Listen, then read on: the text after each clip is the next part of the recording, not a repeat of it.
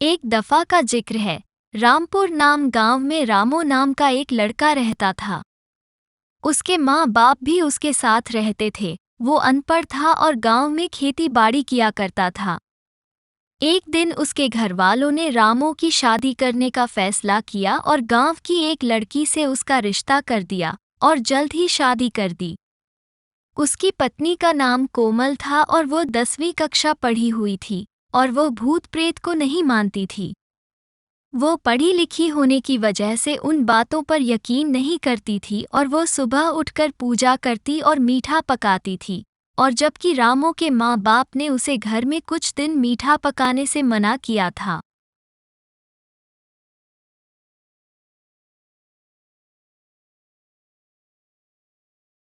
कोमल बेटी, हमारे गांव में मीठा पकाना मना है, इसलिए तुम मीठा ना पकाओ वरना चुड़ैल आकर हमारा नुकसान कर जाएगी। कोमल को ये बात बहुत अजीब लगी। आज फिर तुम्हारे घरवालों ने मुझे मीठा पकाने और खाने से मना किया है। हमारे गांव में मीठा पकाना और खाना बिल्कुल मना है, क्योंकि हमारे गांव में एक चुड़ैल रहती है और वो सिर्फ मीठा खाती है, और अगर गांव में किसी के घर भी मीठा पके तो वो उस घर में आ जाती है। कोमल को ये बात बहुत अजीब लगी। एक दिन घर में कोई नहीं था तो कोमल ने घर में मीठा पकाया और मोहल्ले में एक बच्ची खेल रही थी, उसे बुलाया और उसे खाने के लिए दिया। उसने भी मीठा खाने से इनकार कर दिया और बोली कि अगर इस चुड़ैल को पता चल गया तो सबकी जान खतरे में पड़ जाएगी।